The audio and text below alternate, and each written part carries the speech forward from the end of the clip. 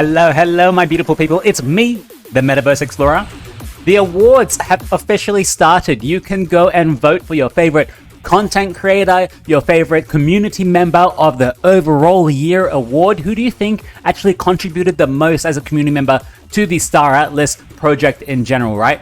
And this is the Joni Award. Now, Dominic did reach out to me. I think it was just in the comments, and he says, Joni, I was wondering who Joni was, and I feel bad if I should know this already, right? But Joni is this statue, is this alien who was in the trailer. Of course, she has a small personality. That's her. You could find her in the... There's a small statue that's in the showroom already, so it's an Easter egg. You have to go around to different places and find it. I have done a specific video on finding this. It took me a hell of a long time. So, that's Joni. But let's go back to the awards. Are you going to be voting for anyone? Now, guys, some people have already... Some people have reached out to me and said that they're voting for me, or that they have voted for me. You don't have to.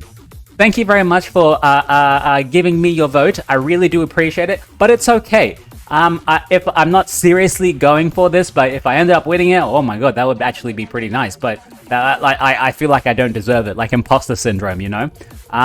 But yeah, I as a content creator, I actually nominated Dowcaster because I loved his content. But yeah, you don't have to vote for me. I did, though, think of a really great kind of, how do you call it, a catchphrase or a slogan? Vote for me. Get it? Because it's vote for me. Come on, it's good. I think so. It works well. Like, if I go to any kind of election, they'll be like, vote for me, or vote me in your council, or vote me for content creator. You know, it works, right? It works. Now, it's like the voting season on something. There's other voting things happening at the moment. So this is the Game 3 Awards from PokerStarter.gg. They have actually nominated Star Atlas, I think, in three categories, I think. So you can go ahead and vote for Star Atlas in some of these categories. Let's look at one of them. So nominees for best graphics, okay? Best graphics, most anticipated. Let's look at best graphics. Who are we up against? Illuvium. Their graphics is actually pretty good. They have top-notch AAA quality graphics, right on par with Star Atlas. And then we have Big Time Studios. That is like a minimalistic, clean graphics. That's also very good. My Pet Hooligan, nah, it's like a artsy / gangstery, not really. And Metalcore, it's not really graphics, it's just like mecha. So we have Star Atlas here. So we're up against these four. Who do you actually think is the best out of these? Graphics, it's hard to really say yet, right? We haven't gotten many Star Atlas things to show graphically. It's something that's not a trailer, something that's actual gameplay, right? Whereas in Illuvium, they have good gameplay out already, right? The showroom is good, but it's only a very small selection. And it's like, what, maybe 5% of the entire showroom that we're gonna see? So it's hard to really say the best graphics. Most anticipated games, Illuvium, Star Atlas, Treeverse, Ember Sword, and Shrapnel. Now, I have heard about Shrapnel. I heard it's actually pretty good. Ember Sword, I've heard about them as well. Star Atlas, have you guys heard about Star Atlas? Have you? Yeah, I'm funny. And Ember Sword, haven't heard about them. What blockchain are they on? Oh, Social Sandbox. Okay, MMO, that's fine. But what blockchain are they on? I don't know. It doesn't say. Treeverse, I hadn't seen this. I think this Treeverse was like one of these really community funded projects, which are like kind of really Kickstarter based, and they're like minimal graphics, just nice idle gameplay. That's the impression I got from this. Yeah. So who are you guys going to vote? So first off, you can don't have to vote for me in Joni Awards. If you do, thank you very much. Really appreciate it. And then also go and vote for Star Atlas in the Game Awards. Of course, you will have to create an account. They might have some kind of anti-spam filter to try and get out any of the fake games. But hey, if we win, pretty good. Now imagine if Illuvium wins over us. They're gonna be like, we're the best graphics game. Oh, the market has spoken. Oh, you guys are just a scam. I shouldn't make fun of them. I shouldn't. We shouldn't make fun of each other, guys. I'm sorry. Yeah, okay. I'm sorry for that. I'm sorry. I got some Foundation Room Alpha for you guys. we got a whole bunch of pictures and text to go through. This is straight from Michael Wagner or even Chipto or Bunthius, game developer. Let's have a look at them. I'm going to break up some of the text with some images, some never seen before images that have just released like yesterday from the Foundation Room. And I remember, we do have permission for this. So, someone asked from Bulk, he's like, the showroom, second release. Will we see it before the Christmas period? Possibly. And Michael's like, it's 100% so far as a go. Now, Christmas is only like 25 days away from now, right? So in 25 days, hopefully, we should see the second release of Showroom. And man, is there a lot to actually drop in the Showroom. So far, that's the thing, right? I don't want them to give times, right? Because it gets all of our hopes up, right? So far, it's as of right now. A lot can change between now and the next 20 days until we actually get to that launch. Now, that's for Score R2, right? That's for Score R2.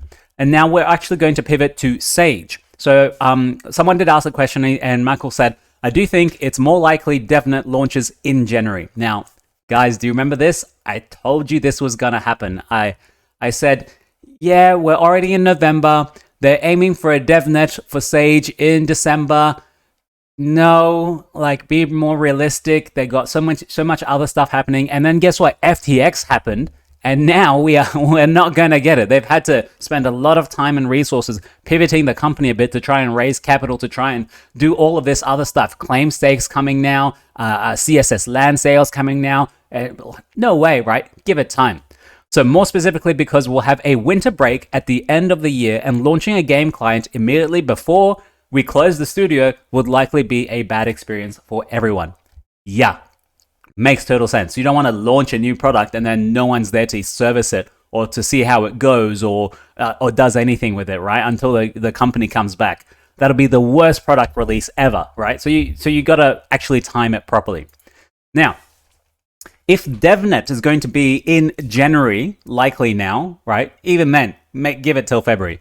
What does it mean? Does it mean that mainnet is no more on track for Q1? Because obviously you need a bit of time between DevNet. First, you need to onboard the users into DevNet. They need to have a good enough time in DevNet to play it. Then you need to do good enough time to get all the feedback, all the bugs, everything that you're going to miss, and then fix all of those things before you go to mainnet, right? So that's months.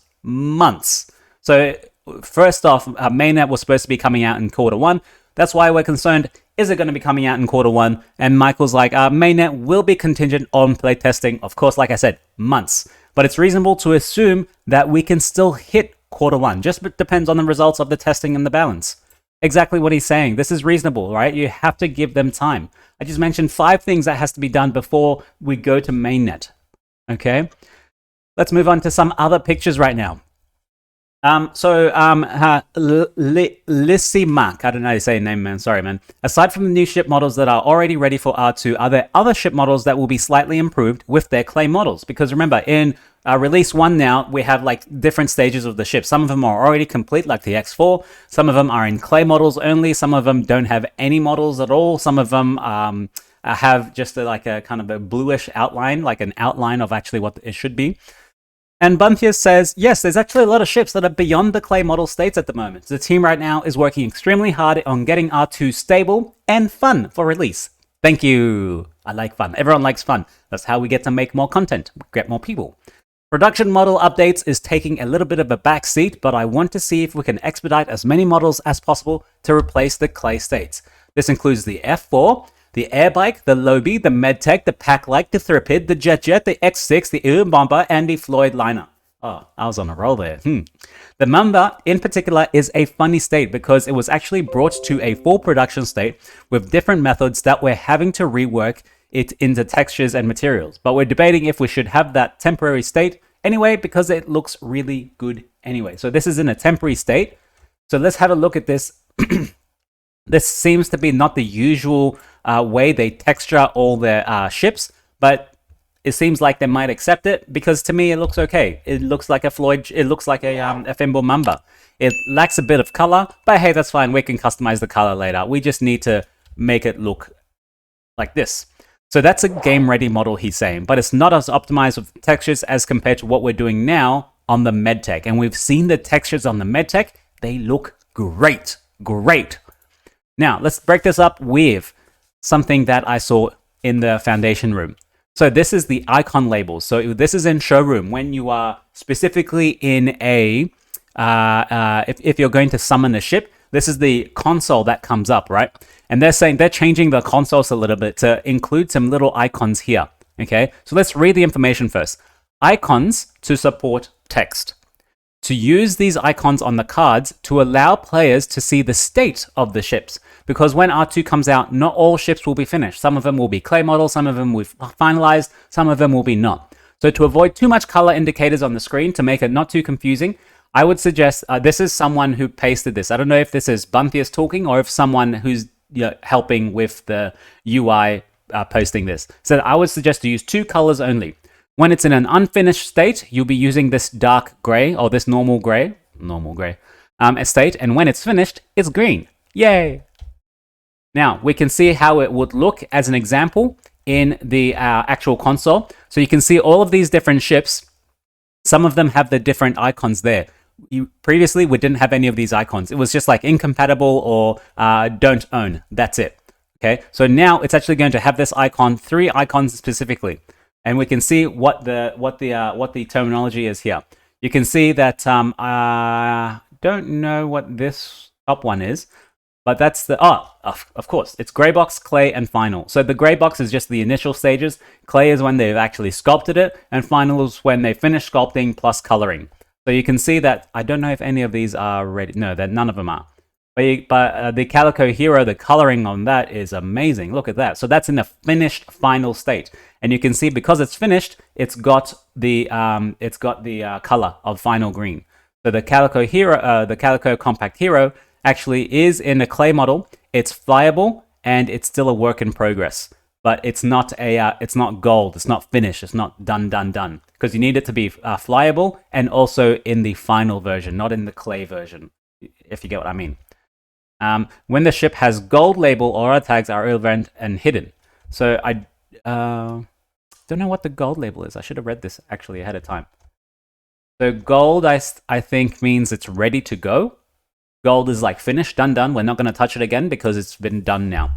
And the R6, of course, is gold. But I don't know if this is what the current state is at the moment. Yeah. But yeah, I think that's good. You know, a little bit of tiles on the right-hand side would be great. Yeah, I don't have much else to say. I think it's good addition. Definitely good addition. Let's move on. Now, I'm sure you guys have seen my thumbnail. I got in a little bit of trouble for that. I'm not sorry still, because I'm going to do me. We saw the Titan. This is the T1 PS Titan, and you saw that video of the Titan opening up all the way, and Bunthius just posted this, and he's like, it's coming. So we're looking at the Titan actually being scaled out, all right? Being scaled out. This is crazy. I don't know if you can see, but you can see the measurements. Oh, it's behind me. You can't see. It's behind me. You see this 250? So that's 250 meters? No, that can't be right. Oh, no, it can't be meters because the T1 is like 3 kilometers or 2 kilometers or something. So I don't know exactly what that measurement is, but we're starting at 250. And then all the way back here, you can see 375 just right there. Yeah, 375. So I don't know. What's that? 250. No, it doesn't matter. It doesn't matter. It's a huge ass ship. It's a huge ass ship, right? So you can see they're kind of starting to model it and put all the different items on it, all the characteristics, all the measurements, all the geographic items on it, and it just looks like a beast. Look at this. I wonder what the small bowls are. Bowls. Now, let's move on to some more funny pictures in the showroom, in the foundation room. Now, we know we should have initially 3 kind of character models. You should have a human model, you should have an Oster model, and you should have an Oni model, and perhaps even a Punab model, because that's the really small characters we saw before. Now, of course, you're going to have to get into a lot of these different vehicles and fly them around, or these different ships. you'll get into them differently. Like a PSX4, you come up and you go on top of it. That'll be different to mounting a Thimble air bike, right? And on top of that, different ships, you have to mount them with different character models. So you have to make sure all the different character models can fit into all these different ships. And now this is an Uster trying to fit into a Thimble Lobby. Look at how cramped he is. Let's have a look at another section. Let's look at how cramped he is. Like, I don't know.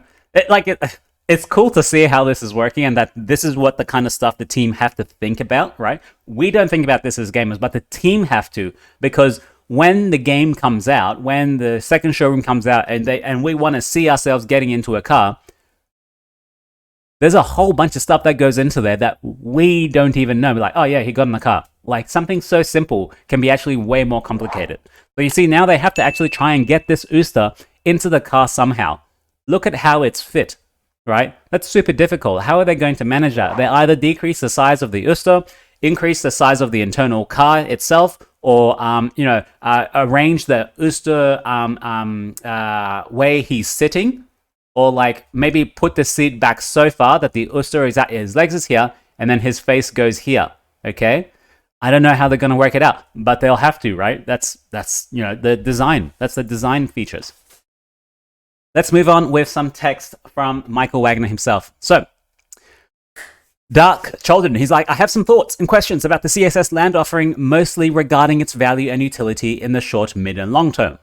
Michael Wagner clapped back with this, and I thought, it's good to get some clap back a little bit. So let's see what he said. And of course, people were upset with all the metrics for valuing things like a T5 land for 7. Was it a T5? No, T5 claim stake for 7,700 when 3 people got like 1,000 of them. What? Like the pricing of the claim stakes are just way off, and so they're having to come back and really reassess all of that. And so he says, I'm going to zoom in so you can read as well. Read with me. We're valuing items based on long-term projected origination price while accounting for production costs on the assets category being sold. Production costs. If he's talking about the NFT's production cost, that's near zero, right? I think he might be actually talking about the in-game production cost. What's going to cost you the time, your effort, other resources to produce these claim states. It's true that there is a longer lead time to delivery on CSS land assets, but we have incorporated both short-term and long-term value propositions in the property, including. So this is when you look at the CSS land claims, which is still an NFT, right? The cost to produce an NFT is near zero in Solana. Let's be honest, right? So he's saying these numbers were slightly came to because of these metrics, and let's read them out. Limited supply distribution. It's an NFT. It's an artificial supply distribution, but yeah, sure, good point. Number 2, discounted pricing structures, long and short term. Number 3, the crafting station that you get. Number 4, the free ship that you get. Number 5, the tier badge that you get. And number 6, a free habitat, which in long term is 50 to 100% of the value of the land, maybe, right?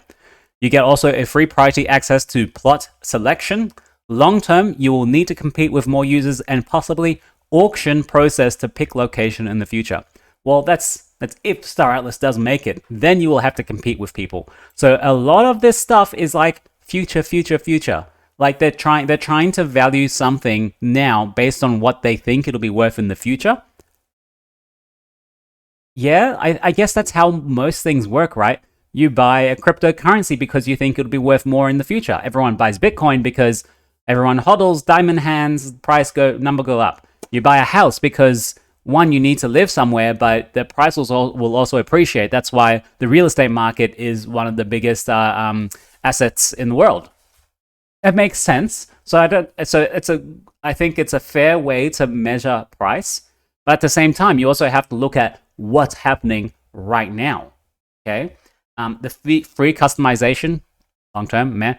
Whitelisted access with first rights to commercial real estate based on size of plot. Whitelisting, Solana, you guys know the story. If those immediate benefits aren't attractive to you or you do not conform with or do not conform with your expectations of timeline, then I would discourage you from purchasing CSS land in this sale. So if the pricing doesn't work for you and you don't agree with any of these metrics for pricing these lands in the future, then don't get one. It's very simple, right? Don't get one. And I think that's sound advice. That's really sound advice.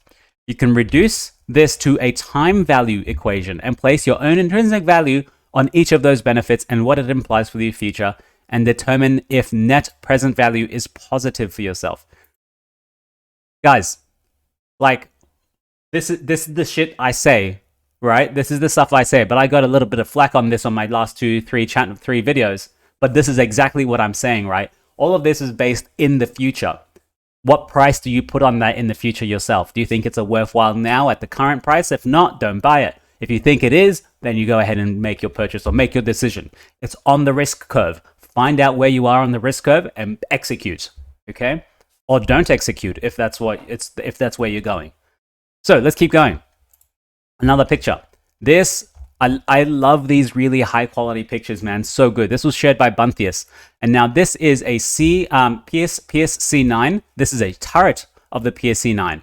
Look at this damn turret and look at the person next to him. It's a huge turret. Huge turret, right? Pierce is the primary supply chain manufacturer of ships and components for the Council of Peace, Star Atlas's security force. Pierce crafts the full range of heavy-duty mil-spec, which is like military specifications, combat-ready ships from extra small to dreadnought class for military operations. Now, people were asking about this class, dreadnought class. We haven't seen a dreadnought class. It goes small to medium to large to capital to commander to Titan. Yeah? Where's dreadnought? We hadn't seen that. So, yeah, we're a bit curious about that. And now, just look at these turrets. Look at the detail on these guys. This looks like it's bloody from UE5 in the module. Look at it. Look at these. It's gorgeous. Look at that. Imagine the gorgeous pictures you could take with this. Anyway, let's move on. These are some seats that they were also experimenting with. We saw this in one of the recent videos, didn't we? Yeah, not much about the seats. It comes out and then goes in, probably retracts for smaller characters and such. And then we end with, of course, the Thimble Lobby. This is a high-resolution look at the engine of the Thimble Lobby. And let's zoom in so we can appreciate the gorgeousness and the reflectiveness and the cleanness of this. Yeah, see that? It's gorgeous. It's gorgeous. And lastly, let's end with a little update to the marketplace. You can see that they have now tagged the marketing department to put a minus 70% sale sign on these assets because I don't know why they didn't do it in the first week. Could have done it any time before now, not when it's 70%. Should have been on 80%. But these sales, these ones have still not gone. No one is buying these Titans, guys. Is that a good thing or a bad thing? What do you guys think? Make your decision. It's now $1.5 million. $1.5 million. Now, do you buy 2 houses with that, or do you buy an NFT in a ship that you'll have to use later to somehow mine for resources and control a small bit of space, or buy 2 houses for your family? Well, people, if you already have 1.5 million, I'm guessing you already have a few houses, right? All right, guys, that's it for now. Thank you very much. I'm going to leave it here with the Joni Awards. Like I said, you don't have to nominate me. If you do, I appreciate it. I will see you very soon. I just actually also like this music and the artwork. Just look at it.